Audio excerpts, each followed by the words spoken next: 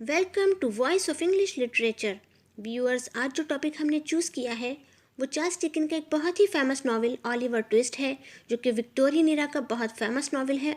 1830 में ये पब्लिश हुआ। इस नावल में चार्ल्स डिकेंस ने सटायर किया है उन लोगों के ऊपर जो ऑर्फन्स के साथ बुरा सलूक करते थे। ऑलिवर ट्विस्ट एक ऑर्फन है और इस स्टोरी में इसके साथ होने वाले तमाम मजालिम को शो किया गया है। तो चलते हैं अपनी स्टोरी की तरफ, और स्टोरी में ही हम आपको कैरेक्टर लिस्ट भी बताते रहेंगे। कहानी का आगाज़ होता है हॉस्पिटल के एक कमरे में, जहां एक यंग वुमेन बर्थ देती है एक लिटिल बॉय को।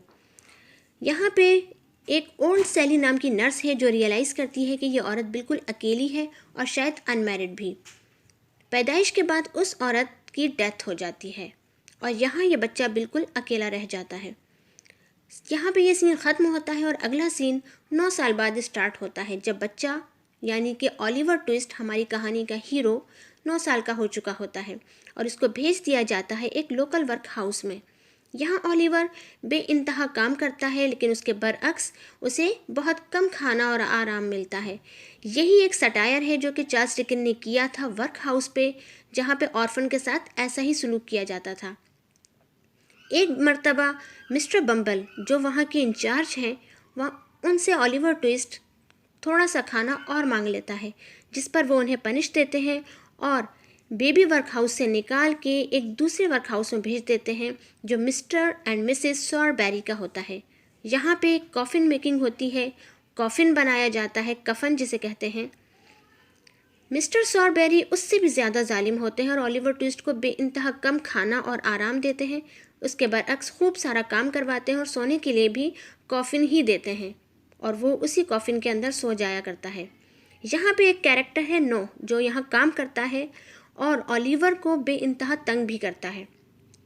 वो वक्तन फ़वक्तन ऑलिवर को टीस करता है उसकी मदर के बारे में, और एक मर्तबा वो उसकी मदर को बुरा भला कहता है, जिस पर ऑलिवर बहुत तैश में आके उससे लड़ता है। लड़ाई के वक्त तमाम लोग आ जाते हैं और नोह को छोड़ देते हैं, जबकि ऑलिवर ट्विस्ट को एक कोठरी में बंद कर देते हैं।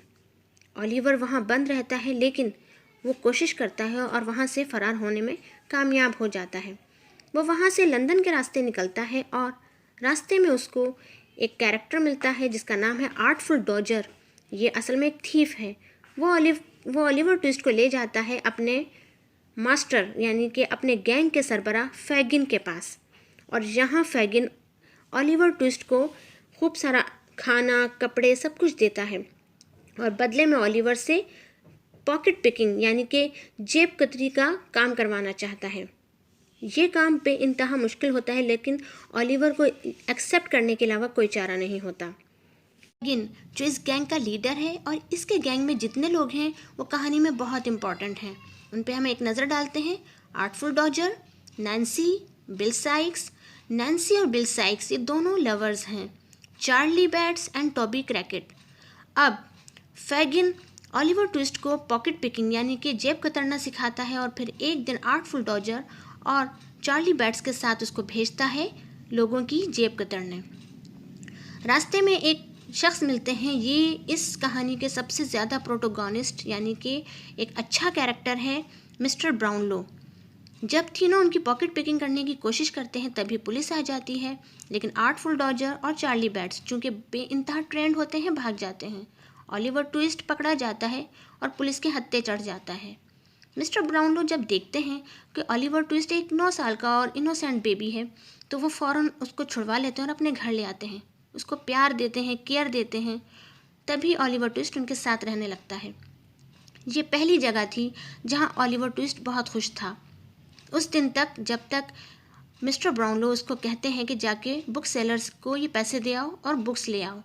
वो जा रहा होता है कि रास्ते में उसे नैन्सी मिलती है, फैगिन के गैंग की एक लड़की, और वो उसको कहती है कि बिल साइक्स उसको धोखा दे रहा है और अब उसे ऑलिवर की मदद चाहिए। ऑलिवर चूँकि बहुत अच्छा लड़का होता है और उसकी मदद करना चाहता है, लेकिन नैन्सी उसको बहाने के साथ फैगिन के गैंग में दोबारा ले आती है। यहाँ दोबारा आने पर उसको फैगिन और बिल साइक्स के गुस्से का सामना करना पड़ता है और दोबारा उसी काम में लगना पड़ता है, जिस पर नैन्सी को बहुत बुरा लगता है और उसे अपने किए पर लेमेंटेशन होती है कि उसने ऐसा क्यों किया। और दिल में सोच लेती है कि वो ओलिवर की ज़रूर कभी ना कभी मदद करेगी। यहाँ पे फैगिन एक बहुत बड़ी रॉबरी का प्लान बनाता है और आर्टफुल डॉजर और चार्ली बैट्स और बिल साइक्स के साथ में टॉबी क्रैकेट भी उस रॉबरी में जाते हैं। ओलिवर ट्विस्ट को उस घर में डाला जाता है कि अचानक वहाँ पुलिस आ जाती है। तमाम रॉबर्स भाग जाते हैं लेकिन ओलिवर वहीं रह जाता है। पुलिस आती है और गोली लग जाती है ओलिवर को। अब यहाँ इस घर में दो लोग होते हैं, मिस रोज और उनकी गार्डियन मिसिस मैली।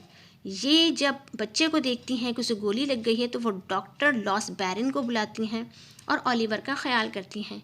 अब ये दूसरा घर होता है जहाँ ओलिवर बहुत आराम से रहने लगता है। मिस रोज और मिसिस मैली उसको बहुत अच्छे तरीके से पेश आती हैं और वो उसको माफ़ कर देती हैं कि वो उनके घर रॉबरी करने आया था। अब नेक्स्ट जो है ओल्ड सैली, जो आपको याद होगी फर्स्ट सीन में नर्स थी। जब वो ओल्ड हो चुकी होती है तब वो सोचती है कि वो ओलिवर ट्विस्ट की जो चीज़ें हैं जो उसकी मदर के पास से उसको मिली थी, एक लॉकेट और एक रिंग, वो जाके उसे दे आए। तभी वो उसी लोकल वर्क हाउस जहाँ पे मिस्टर एंड मिसेस बम्बल होते हैं उनको जाके वो चीज़ें पकड़ा देती है जो आइडेंटिटी होती है ओलिवर की। अच्छा, अब यहाँ पे एक कैरेक्टर नया है, मंक नामी। ये ओलिवर का हाफ ब्रदर है। ओलिवर के फादर एडविन नामी एक शख्स होते हैं जो कि अपनी इनहेरिटेंस अपने मरने से पहले लिखते हैं कि उनकी जायदाद उनके बच्चों में आधी आधी तकसीम कर दी जाए।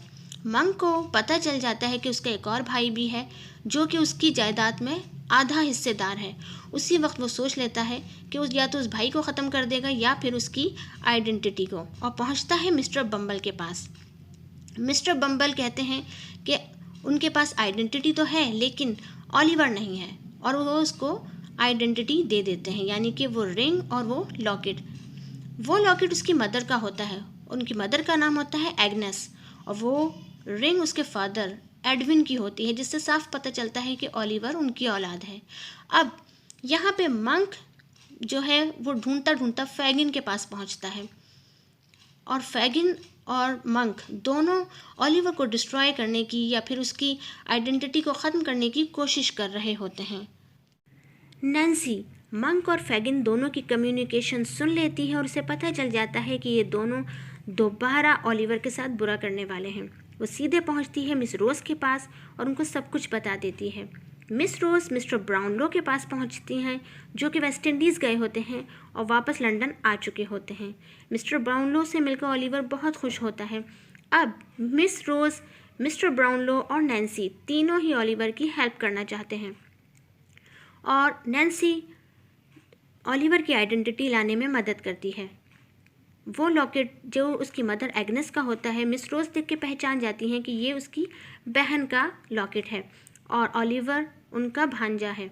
सेकंड जो रिंग होती है वो उसके फादर एडविन की होती है, जिससे मिस्टर ब्राउनलो पहचान जाते हैं कि ये उनके एक बहुत ही क्लोज़ फ्रेंड एडविन की है, जो एग्नेस से शादी तो नहीं कर पाते लेकिन उससे पहले ही वो इनहेरिटेंस अपने दोनों बच्चों के नाम कर चुके होते हैं।